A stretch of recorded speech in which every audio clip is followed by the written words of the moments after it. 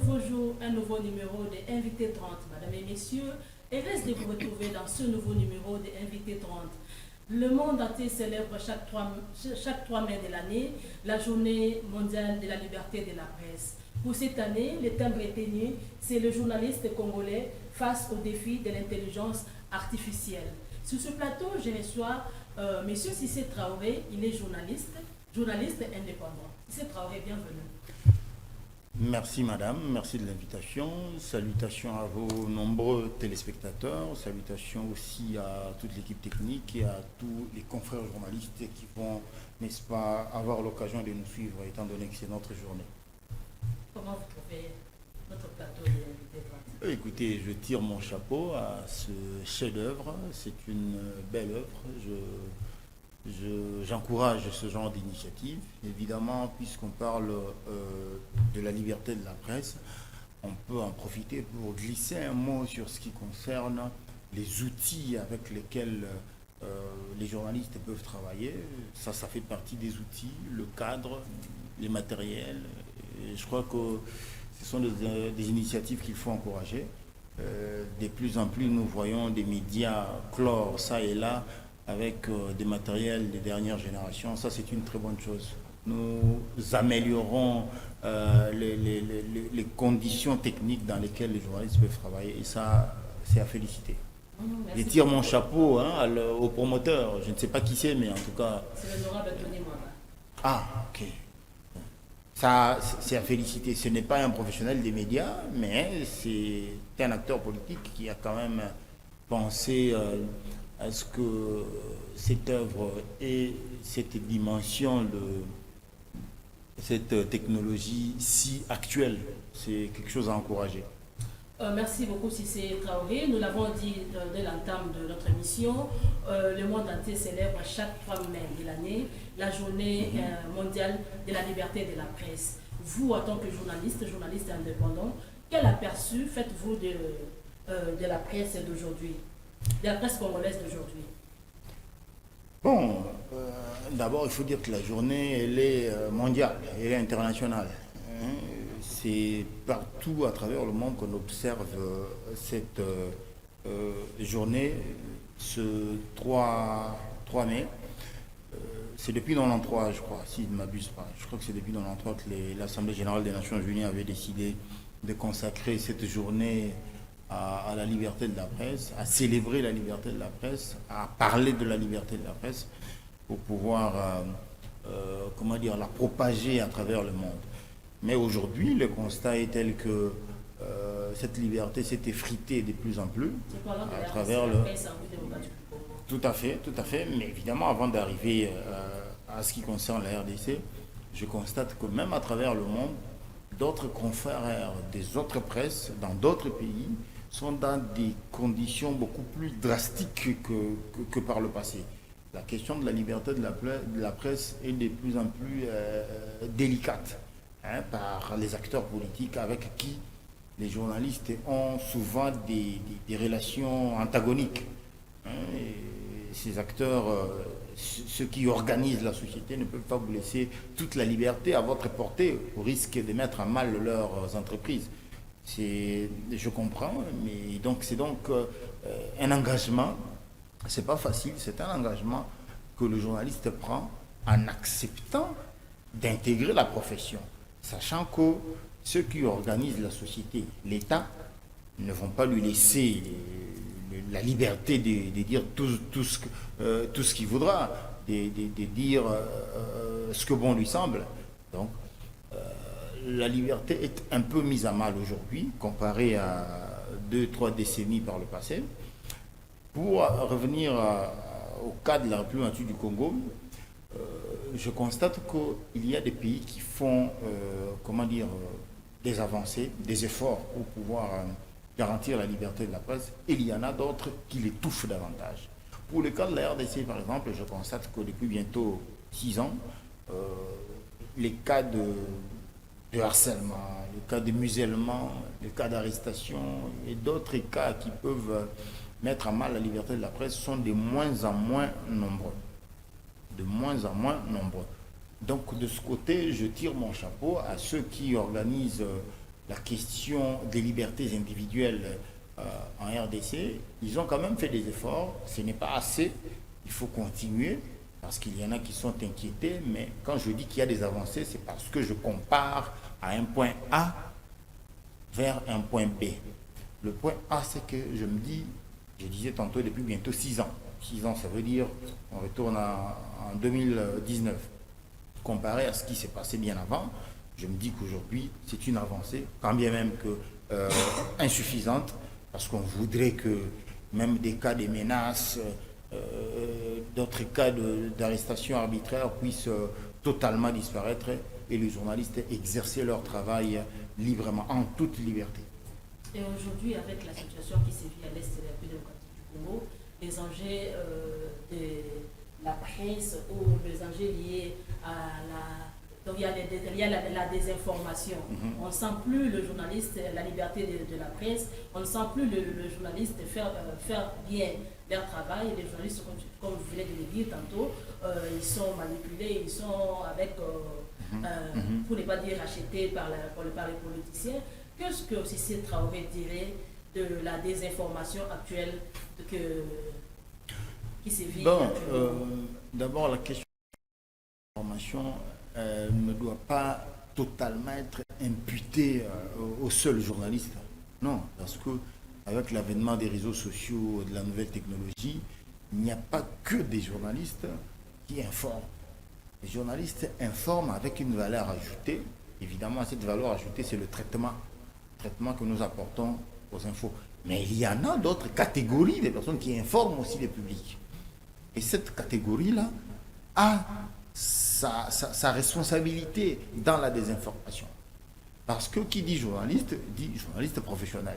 Celui-ci, il est donc rare qu'il tombe dans la désinformation. Ça peut arriver, mais très rarement. Ça devrait être des cas très isolés.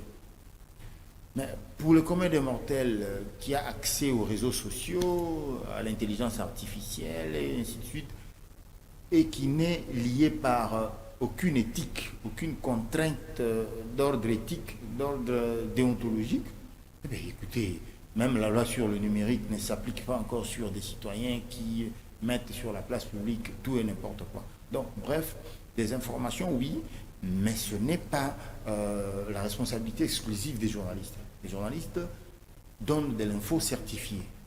Il peut arriver qu'il y ait ce qu'on appelle erratum, des petites erreurs, mais les journalistes reviennent le plus vite possible pour pouvoir rectifier. Mais il y a des gens, parce que le journaliste il est lié par un code d'éthique et de déontologie. Mais il y a des gens qui ne sont pas liés à un code d'éthique et de déontologie, mais qui ont accès aux mêmes outils que les journalistes utilisent. Ça veut dire la radio, les réseaux sociaux, la télévision, ainsi de suite. Et ces gens-là propagent tout et n'importe quoi. Et ils ne sont pas, tenus de revenir par la suite, rectifier une info réputée fausse par lui publiée. Une fois que c'est avéré que c'était une fausse information, il n'est pas tenu par le code d'éthique comme pour revenir rectifier. Donc la responsabilité est plus à chercher dans le chef de la nouvelle technologie qui n'est pas sainement utilisé de nos jours. Puisque vous parlez de ce qui se passe à l'Est, c'est vrai, il faut rappeler aussi que l'Est de la RDC, c'est une zone de combat, c'est une zone de conflit. Il n'est pas très aisé de prester dans une telle zone. Il y a même des confrères d'une certaine catégorie qui, eux, sont spécialisés dans ce genre de journalisme. Et ça n'est pas n'importe qui peut aller s'aventurer sur ce terrain-là. Donc, il faut d'abord encourager les confrères qui travaillent dans ce genre de conditions. Et s'il y a des informations, je ne crois pas que ça vienne de ces journalistes-là. Parce que déjà, qui dit journaliste suppose une info certifiée.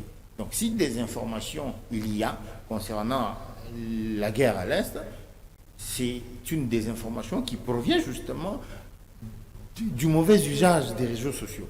Il y a des gens qui sont sur place à Goma, à Bukavu, que sais-je encore, mais qui ont accès aux réseaux sociaux et qui peuvent répandre n'importe quoi. Et malheureusement, pour la plupart des gens, ils se mettent à relayer, à partager, vous vous retrouvez avec une quantité qui inonde la toile, mais des informations fausses.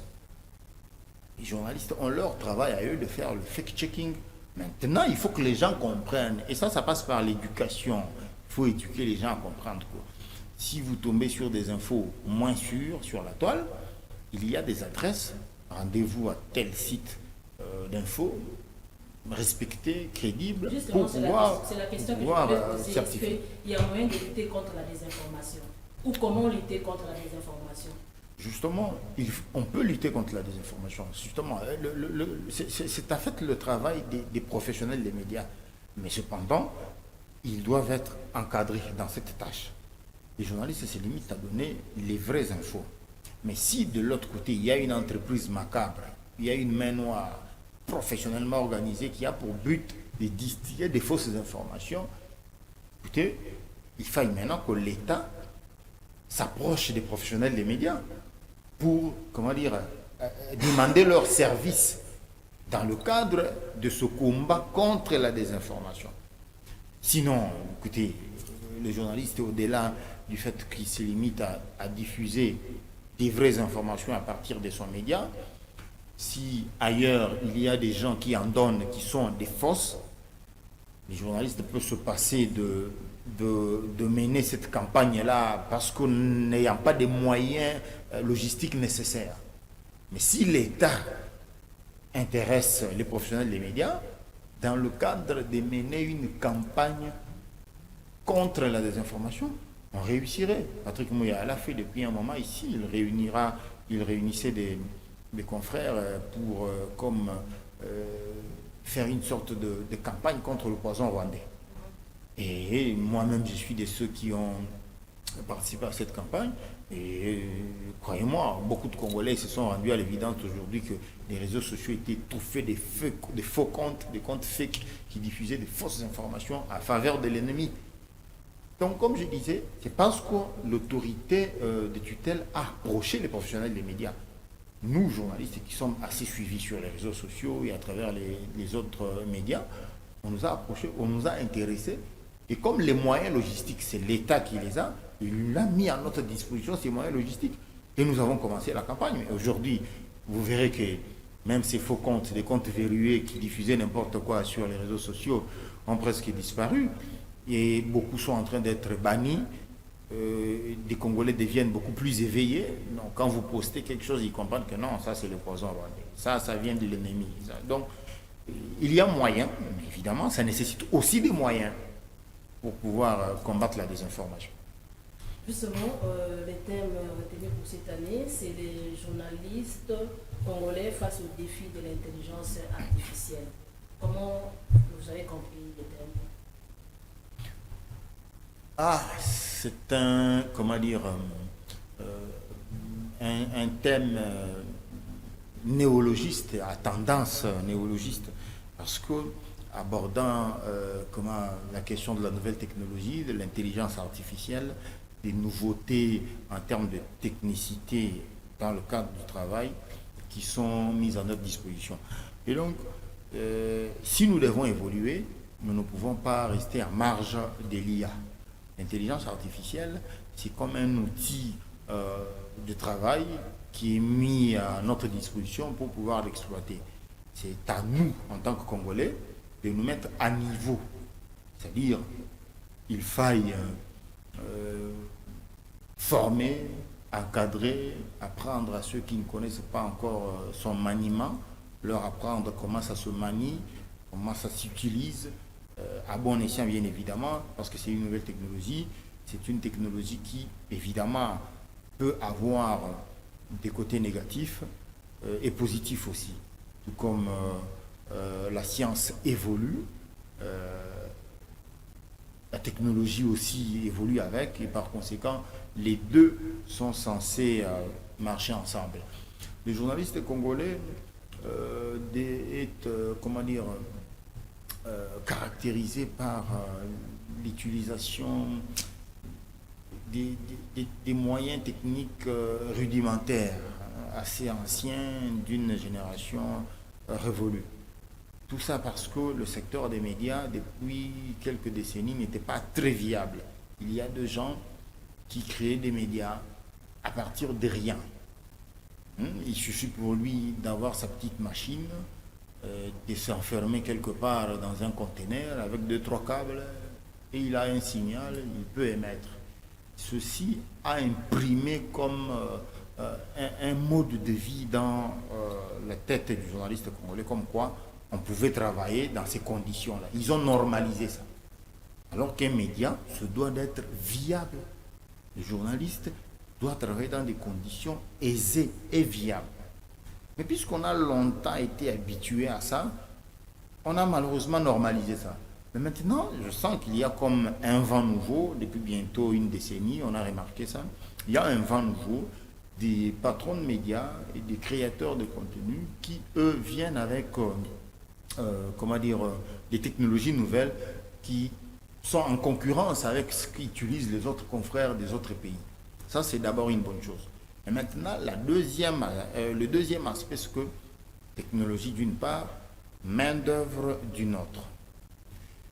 C'est vrai, l'IA est à notre disposition, mais maintenant, il faut qu'on forme des gens qui vont utiliser cette IA.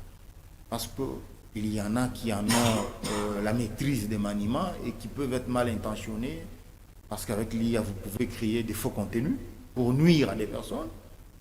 Mais si les journalistes actuels savent utiliser l'IA, ils peuvent contrecarrer une telle campagne en apportant des démentis appropriés, en apportant la vraie info. L'IA facilite en même temps aussi le volume du travail, c'est-à-dire le volume du travail peut augmenter, mais le temps est réduit. L'IA peut permettre d'automatiser les tâches.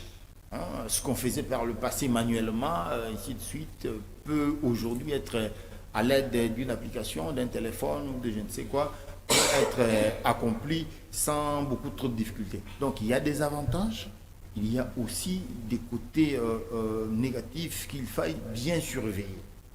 Le journaliste congolais a intérêt à se mettre à niveau. Ceci peut être, aussi, je lance un appel au ministre de la Communication. C'est lui l'interlocuteur direct, porte-parole, prenez ça comme ça, notre porte-parole vis-à-vis des institutions, qui peut plaider dans le sens d'implémenter un tel projet dans chacun des médias, qu'il y ait des outils nouveaux qui peuvent aider les journalistes à maîtriser l'usage de l'intelligence artificielle. Évidemment avec la bénédiction du gouvernement, mais sans que ceci soit comme une sorte de corvée qui viendra contraindre les journalistes au musellement. Le gouvernement peut aider en dotant tous les médias régulièrement établis, quand je dis régulièrement, c'est-à-dire les médias en ordre avec l'État, en leur dotant de tous les matériels qu'il faut, pourvu que le secteur devienne viable. Déjà, il a fourni beaucoup d'efforts dans le cadre de la loi sur l'accès à l'information et dans le cadre des états généraux de la presse. Je crois que ce sont des initiatives qui doivent continuer et qu'on peut faire plus aussi. Bon. Mais on dit qu'il y a des journalistes faibles, a affaibli le travail du journaliste. Comme je disais tantôt, l'IA, c'est une technologie. C'est comme par le passé, on n'avait pas Internet lorsque la profession de journaliste a existé. Lorsque Internet est venu après. Mais le journaliste s'est mis à niveau, a commencé à utiliser Internet. À bon escient, bien évidemment. Ça dépend de comment vous voulez utiliser l'IA. L'IA est l'information pour un journaliste. C'est vrai que l'Internet est venu après la profession de journaliste. Mais est-ce que pour autant le journaliste s'est refusé de l'utiliser? Non. Il s'est adapté à cette évolution technologique. C'est pareil pour l'avènement de l'IA. L'IA est arrivée. Nous, en tant que journalistes, nous avons obligation à nous adapter parce que ceci peut, comme je disais tantôt ici, nous permettre d'automatiser des tâches, de réduire le temps de travail avec un gros volume de travail, mais en si peu de temps. Ça peut permettre de créer des contenus spécialisés, personnalisés. Ce qu'on ne pouvait pas faire hier, on peut le faire aujourd'hui. En fait, il y a beaucoup d'avantages à utiliser l'IA plutôt qu'à ne pas l'utiliser.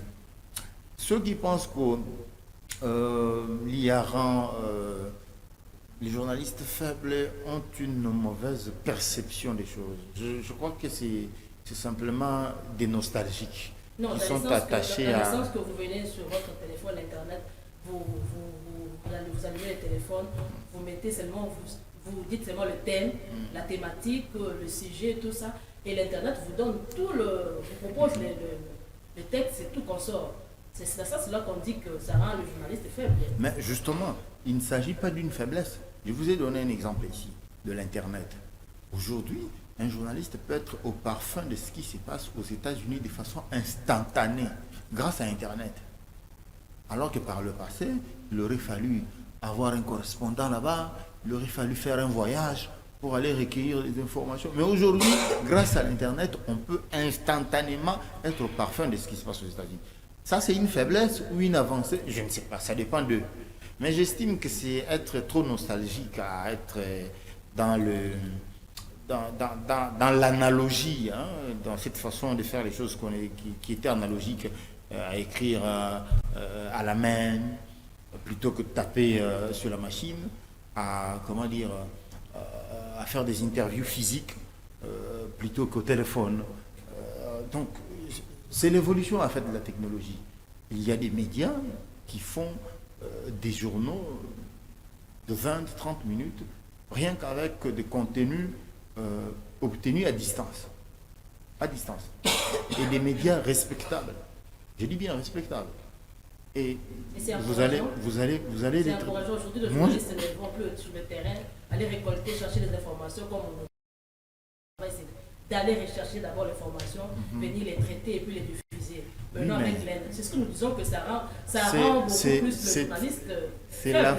C'est là où je dis qu'on a une perception, nostalgique des choses.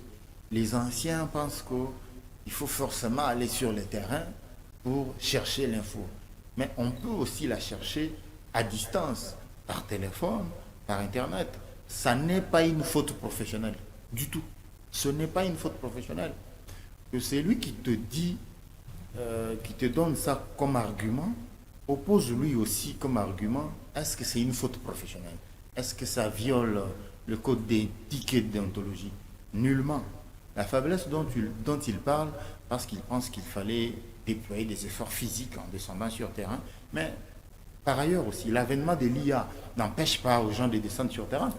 Il y a des choses qu'on n'aura qu'en allant sur terrain, qu'on ne peut pas trouver chez l'IA. Pour cette originalité, pour le besoin d'originalité, évidemment, vous pouvez mixer une quantité de travail que vous faites physiquement sur le terrain avec une autre quantité de travail que vous allez faire grâce à la nouvelle technologie. Et vous pouvez faire un contenu, un journal merveilleux avec ce mixage-là. Donc, l'un n'empêche pas l'autre. Il ne faudrait pas que les gens, qu'on reste coincés dans ces pratiques archaïques, comme quoi on ne peut pas évoluer avec la technologie, qui pourtant vient nous faciliter les tâches. L'IA ne vient pas, empiéter marcher sur les plates-bandes du journaliste. L'IA vient l'accompagner à améliorer la qualité du travail et en même temps à maintenir soit le même volume, soit à augmenter le volume avec peu d'efforts. C'est bénéfique. Donc, je ne vois pas pourquoi des journalistes penseraient que l'IA rend les gens faibles. Non, sauf si on est assez coincé mentalement à travailler de façon traditionnelle, comme on le faisait par le passé. Même nous autres qui avons travaillé lors des pratiques traditionnelles, on s'adapte à l'avènement des nouvelles technologies. Donc, ceux qui veulent vraiment aller de l'avant, n'ont qu'à s'adapter à l'avènement de l'IA. Vous avez évoqué tantôt les états généraux de la presse tenus il y a cela 4 ans. Aujourd'hui, 4 ans durant, quelles sont les recommandations qui ont été prises durant ces états généraux? Les recommandations ont été prises et mises à la disposition des régulateurs, du ministre et même du président de la République, du gouvernement, en fait, de toutes les institutions qui peuvent tant soit peu contribuer à l'assainissement, parce que l'objectif était celui-là. L'assainissement suppose aussi des lois qui contraignent les journalistes, des lois qui tamisent l'accès à la profession. L'assainissement suppose des journalistes formés, empreints d'éthique, tout ainsi de suite. Donc, bref, les recommandations ont été envoyées. Cependant, je suis convaincu que ce n'est pas un projet à court terme. C'est un projet à long terme, parce que toiletter une profession d'intrus, croyez-moi, ça peut prendre des années et même des décennies. Il y aura une génération de journalistes d'ici qui, eux, seront à 98% que des vrais. Parce qu'on aura évolué, l'accès à la profession aurait été bien, bien toiletté, filtré, et aussi la loi sur l'accès à l'information sera implémentée. Donc, il faut y aller mollo. Même les recommandations qui sont sorties des états généraux ne peuvent pas, par un claquement des doigts, être mises en pratique. On va être heurté à beaucoup de difficultés. Mais il faut y aller graduellement pour que petit à petit on toilette. Il y a des aspects qui faisaient que le métier n'a plus sa noblesse. On toilette un peu, on coince. Ça viendra. En fait, on ne devrait pas être trop pressé au risque d'aller vite en besogne et de faire les choses à moitié. Et c'est Traoré, journaliste indépendant. Et proche du peuple. Proche du peuple. Voilà, journaliste indépendant et proche du peuple. Proche du peuple.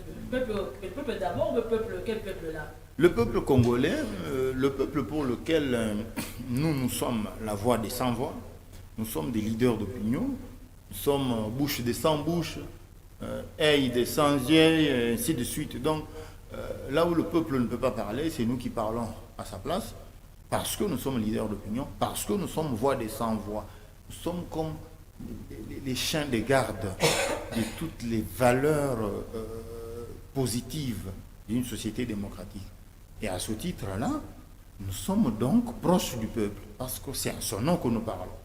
Déjà, vous êtes proche du peuple. Si aujourd'hui, si c'est Traoré est nommé ministre de la communication et médias, où est-ce que vous allez commencer pour essayer de réglementer en pays démocratique du Congo? Je commencerai par la viabilisation des médias et en même temps, parce que ça, c'est un travail qu'il faut faire concomitamment. C'est-à-dire, d'un côté, vous cherchez des moyens pour donner aux médias. C'est-à-dire, les moyens, ça veut dire des publicités, ainsi de suite. Vous créez des marchés pour eux. Mais d'un autre côté, vous verrouillez l'accès à la profession pour que les faux n'accèdent pas à la profession. Et je vous dis, en une année, 2 ans, vous aurez toiletté suffisamment conséquemment la profession. Vous donnez des moyens pour que ces moyens profitent effectivement aux vrais. Il faut en même temps verrouiller l'accès. Verrouiller l'accès voudrait dire rendre complexe, d'abord imposer des gens qui ont effectivement été dans une école de journalisme, imposer que seuls ceux-là aient accès au métier, et cet accès-là soit évidemment aussi bien filtré, parce qu'il peut y en avoir qui aient été formés, mais qui sont comme manque d'éthique. Donc, ces gens-là, il faudrait un régime disciplinaire pour eux, pour de temps en temps leur remettre dans les rails. Donc, il y a un travail à faire. Si c'est Traoré aujourd'hui, ministre de la communication et porte-parole du gouvernement, je commencerai par trouver les moyens, parce que les moyens, il y en a. Je donne les moyens. Et en même temps, j'impose le verrouillage. Les verrouillages d'accès à la profession, au métier. Seuls les vrais y auront accès. Et pour les faux qui y sont déjà, évidemment, ils en sortiront eux-mêmes. parce que le verrouillage serait déjà implémenté. Je crois que c'est une dernière question pour finir. Nous sommes déjà presque à la fin de notre émission. Aujourd'hui, il y a un conflit qui règne au sein du CESAC, qui est un organe de régulation. Tout ce que vous avez appris, il y a des hauts conseillers qui sont tout ça. Quelle analyse, quel message passerez-vous à cet organe-là qui est censé déréguler les médias? Le CESAC doit prêcher par l'exemple. C'est le CESAC qui vient nous tirer les oreilles de temps en temps, qui ne nous laisse pas calmes, comme pour dire, il nous suit avec une chicotte pour nous remettre sur le bon chemin. À combien plus forte raison, lui-même en tant que CESAC, ici je fais allusion à son président, Christian Bossembe, devrait agir selon les prescrits des textes qui réglementent le CESAC. Parce que j'ai écouté une frange, une faction, celle des conseillers qui sont mécontents. J'ai écouté leurs arguments et j'ai dit qu'ils sont dans leur droit. Quand bien même que je n'ai pas encore écouté les arguments du président Christian Bossembe, mais je crois déjà qu'en fonction des textes du CESAC auxquels nous avons accès, des textes qui régissent le CESAC, je crois que ce que les conseillers réclament est bien prescrit dans les textes. Donc ils sont dans leur droit. Mais maintenant, c'est au président Christian Bossembe de dire pourquoi il n'organise pas les réunions que les conseillers sont en train de demander.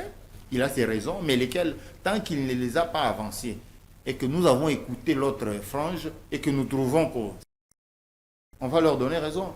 Parce que le président Christian Bossembe a comme s'est tu expressément sur la question. Il ne s'exprime pas, il le fait exprès. Il préfère se taire sur la question. Alors, si vous préférez ne pas communiquer, ceux qui communiquent risquent d'avoir raison, même s'ils ont tort. Il est mieux placé pour le savoir. Même les non-dits, c'est une communication. Ça, oui, communiquer, c'est une communication. Oui, on ne peut ne pas communiquer. Je suis bien d'accord. Le silence, c'est aussi une communication. Mais c'est une communication qui n'est pas aussi expressive que la parole. La parole est beaucoup plus explicite. Donc, facilement, celui qui parle peut avoir raison sur celui qui garde silence. Mais tous les deux communiquent. Toi, tu communiques par ton silence. Moi, je communique par la parole. Mais j'ai plus de chances de l'emporter sur toi. Parce que en communiquant, je peux utiliser des arguments pour pouvoir convaincre le juge. Est-ce que Christian Bossembe est la personne la mieux placée pour diriger le CESAC? La mieux placée, parmi les mieux placés, je veux dire, il a le profil. Parce que le CESAC, il ne faut pas forcément qu'il s'agisse de quelqu'un qui est issu d'une école de journalisme. Ce n'est pas évident. Il est donc éligible à diriger le CESAC. Cependant, dans sa façon de gérer le CESAC, est-il efficace, oui ou non? Ça devrait être ça la question. Mais ça aussi, c'est encore une vaste matière qu'il faut aborder dans toutes les facettes. Ça va faire un long débat. Est-il efficace? Oui ou non? Mais en termes de profil, oui, il a le profil. Il a presté en tant que journaliste pendant de nombreuses années. Il a donc la qualité de journaliste. C'est quelqu'un d'éloquent, d'intelligent, il réfléchit bien. Cependant, le côté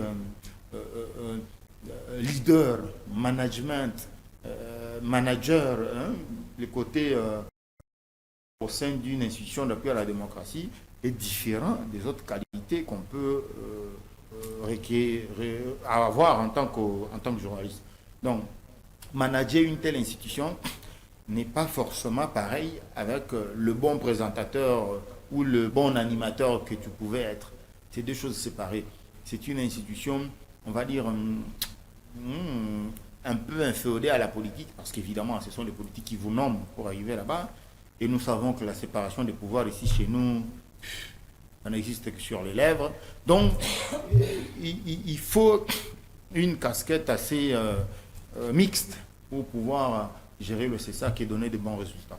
Mais Bossembe, encore, devrait accéder, de mon point de vue, à la demande des autres conseillers qui ne réclament que ce qui est écrit dans les textes, une réunion pour que vous puissiez discuter en interne, débattre en interne de ce qui mine votre organisation. Nous sommes à la fin de notre émission. Un mot pour finir. Une recommandation, un mot. La recommandation serait que Monsieur le ministre Patrick Mouyaya, les journalistes contre le poison rwandais font du bon boulot et que par conséquent, ils ont besoin du soutien. Ils ont besoin de soutien parce que c'est une entreprise assez macabre qui mérite de trouver en face des journalistes assez blindés et qui ont pignon sur rue, qui peuvent facilement démonter la machine rwandaise au profit des forces armées de la RDC. Donc, ils ont besoin de votre soutien. À part ça, l'UNPC, le CESA, que sais-je encore, le porte-parole direct qui est en face de nous, avec les institutions, c'est le ministre de la Communication qui est donc mieux placé, par qui nous passons nos plaidoyers pour que solutions nous viennent. Donc, cette situation qui est viabilisée l'UNPC par le truchement du soutien venant du gouvernement, ça passera par le ministre de la Communication. Viabiliser le CESAC aussi, ça passera par le ministre de la Communication qui peut plaider auprès des institutions. Donc, pour ce qui concerne nous, journalistes, si nous n'aimons pas ce que nous faisons, croyez-moi, nous allons nous-mêmes être les fossoyeurs de ce métier. Soyons métier. C'est comme ça que nous allons extirper les brebis galeuses et moutons noirs qui viennent comme inonder le métier jusqu'à son épanouissement. Et c'est Traoré, merci. Merci beaucoup, Madame Dadine. Merci de l'invitation. Encore une fois, merci aussi pour ce cadre magnifique de rupture télévision. Okay. C'était Invité 30. En tout cas, un très bon concept. Je pense que c'est la première, ce ne sera pas la deuxième. Tout à fait. Je serai disponible chaque fois que vous me solliciterez. Merci beaucoup à vous, fidèles téléspectateurs de Rupture Télévision. Voilà, nous sommes à la fin de notre émission Invité 30 qui avait reçu M. Cissé Traoré, qui est journaliste indépendant. Merci à l'équipe technique, merci à tout le monde. Avec Cissé, nous avons parlé de 3 mai, qui est la journée internationale de la liberté, la journée mondiale de la liberté de la presse. Je vous retrouve demain et je vous retrouve prochainement. Restez branchés et connectés sur Rupture Télévision.